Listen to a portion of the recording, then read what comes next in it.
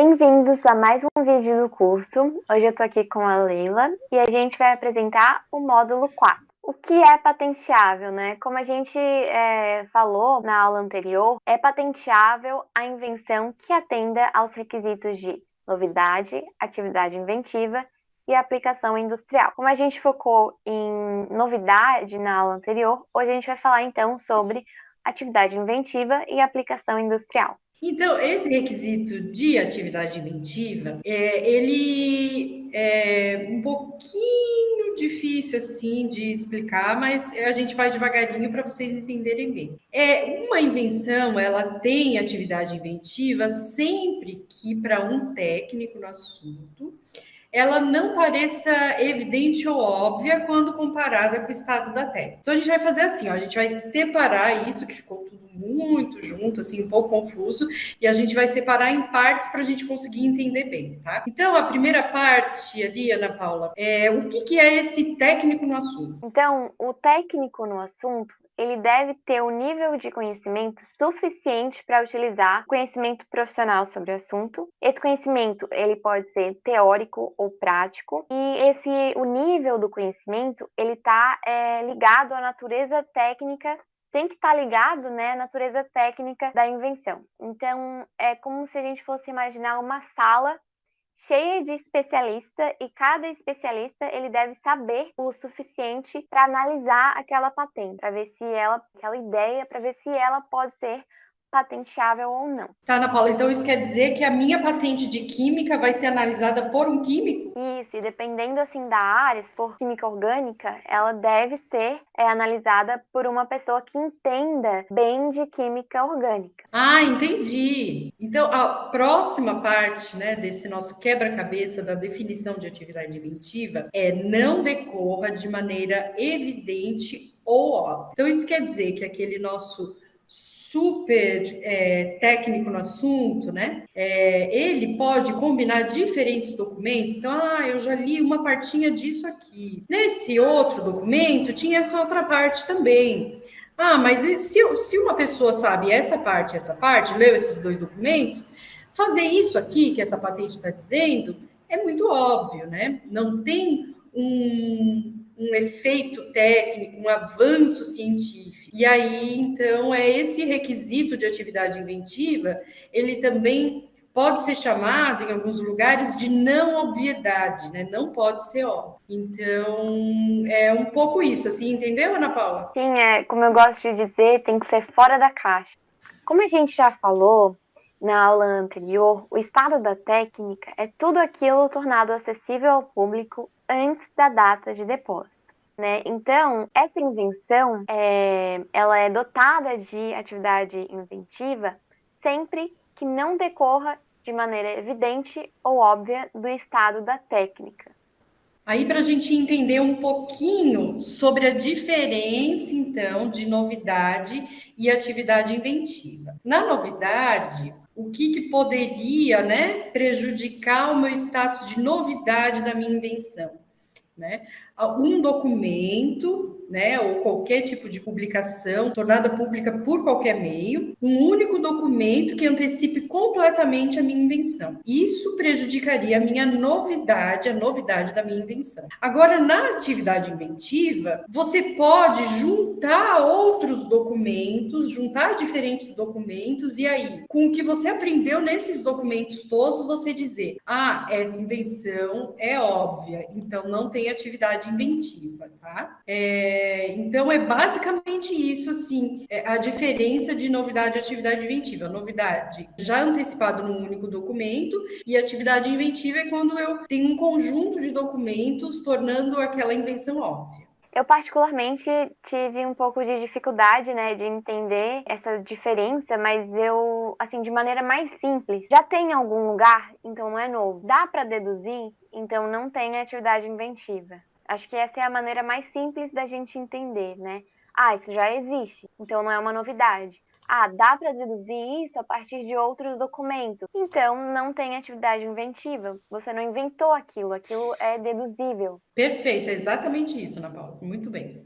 Aqui a gente separou uns indícios, né? Quais são os indícios para a existência de atividade inventiva. Então, tem que prover resultado novo ou inesperado, lograr sucesso onde outros falharam, resolver com sucesso um problema nunca antes sequer reconhecido, resolver com sucesso um problema até então tido como insolúvel, pertencer a um segmento ativo em que pequenos avanços têm grande peso, prover resultado operacional onde até então falhas prevaleciam e a combinação prover sinergismo, né? O que é sinergismo? Essa palavra é difícil. É quando a gente tem resultados maiores do que os da soma dos resultados de cada referência. Então, quando você junta algumas coisas, né? Você junta elementos e quando eles estão juntos, eles têm um resultado muito maior do que esses elementos separados.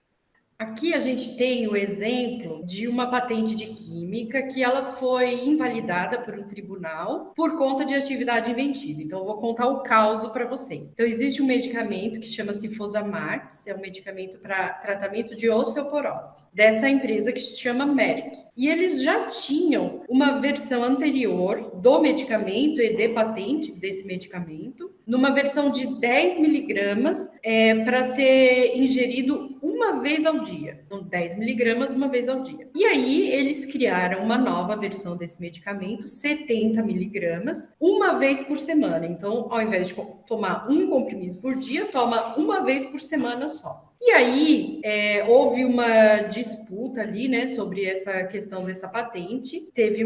Houve uma análise, né, sobre os requisitos de patenteabilidade. E aí, eles verificaram que já existia no estado da técnica, então, 2 artigos falando sobre essa possibilidade de transformar medicamentos que são de dose diária para dose semanal, e que isso faria com que os pacientes tivessem maior aderência ao tratamento, menos sintomas gastrointestinais. E aí, como foram 2 documentos diferentes, né, e eles não antecipavam cada um isoladamente todos os aspectos da invenção ali da patente da Merck, então essa patente ela foi invalidada por uma questão de ausência de atividade inventiva. Eles acharam óbvio, à luz, né, desses 2 documentos que foram encontrados, eles acharam a invenção óbvia. E agora, gente, finalmente chegamos ao último requisito de patenteabilidade, que é a aplicação industrial. Então, a invenção e o modelo de utilidade, eles podem ter aplicação industrial quando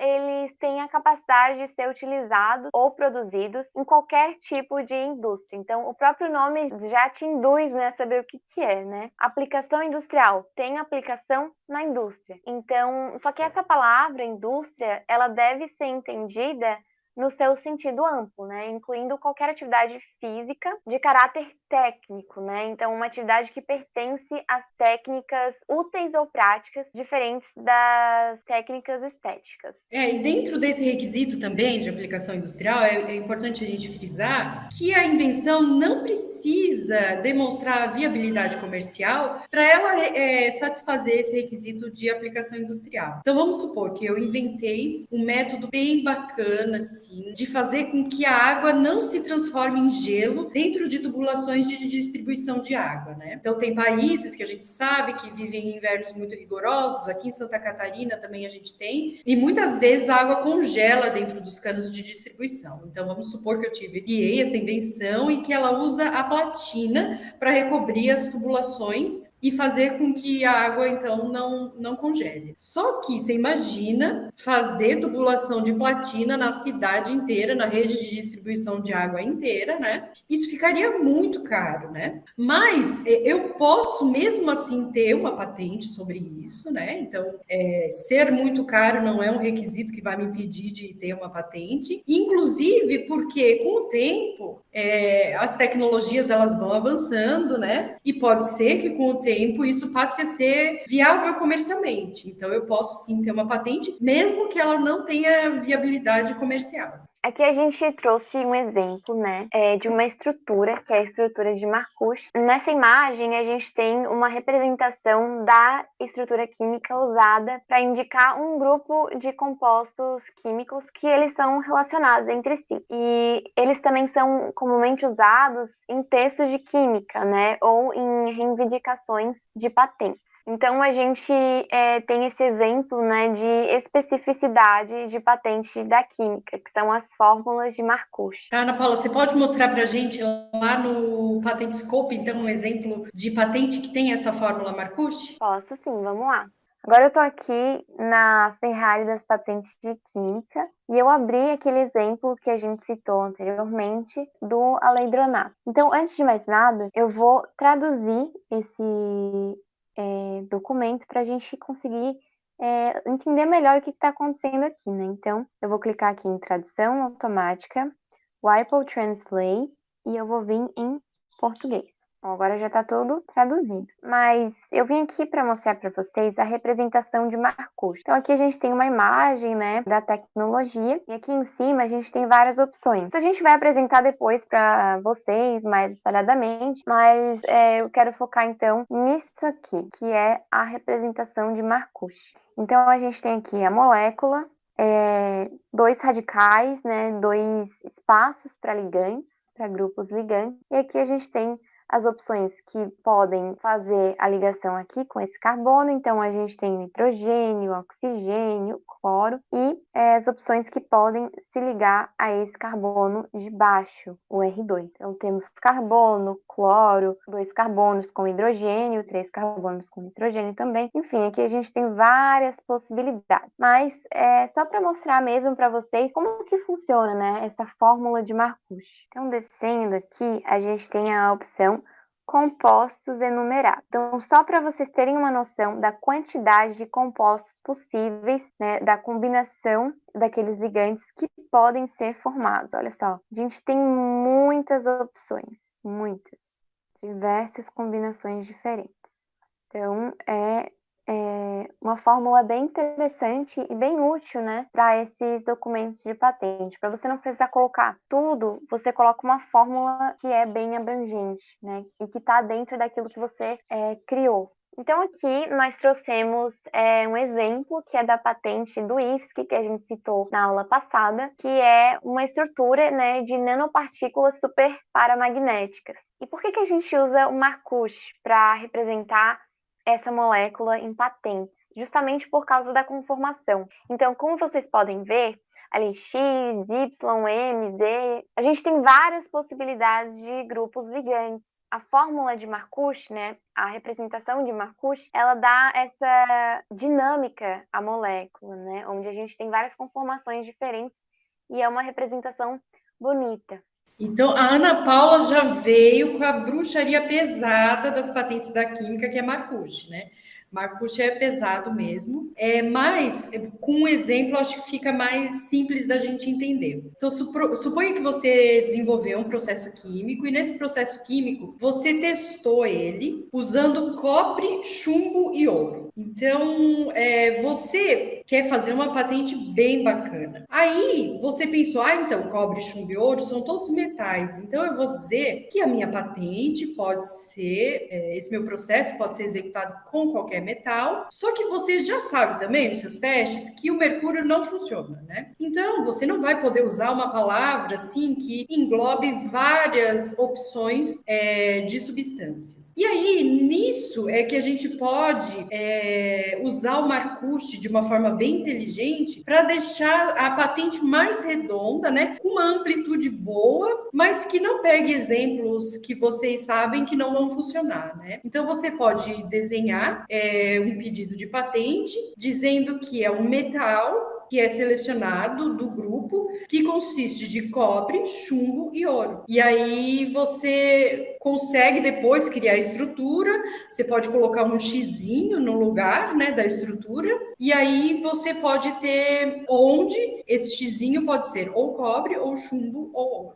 Quando o grupamento de Marcuse foi indicado para as alternativas de compostos químicos, eles devem ser considerados como sendo de natureza similar, onde todas as alternativas têm uma propriedade ou atividade comum e uma estrutura comum está presente, ou seja, um elemento estrutural significativo é compartilhado por todas as alternativas, ou todas alternativas pertencem a uma classe reconhecida de compostos químicos. Então, por exemplo, a gente tem essa molécula com uma opção de ligante X. E aí a gente tem do lado todos os ligantes que podem se ligar, no caso ao carbono da ponta, né? E esses ligantes, eles têm que ter uma propriedade ou atividade comum, senão você vai estar criando uma molécula com uma propriedade totalmente diferente que não se encaixa naquilo que você está desenvolvendo. Então, aqui, para a gente,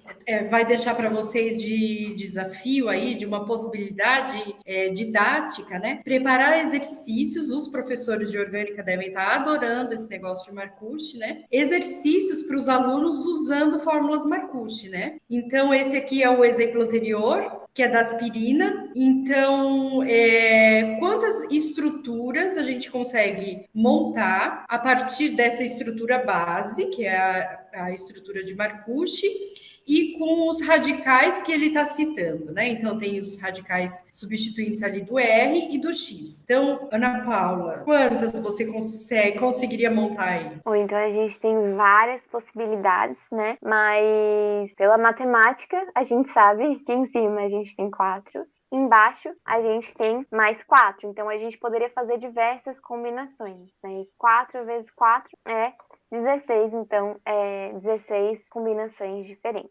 Tá ótimo, perfeito, é isso mesmo. Então foi isso, gente. Esperamos muito que vocês tenham gostado. Não se esqueçam de deixar suas dúvidas no grupo do WhatsApp. E até a próxima aula. Tchau. Tchau!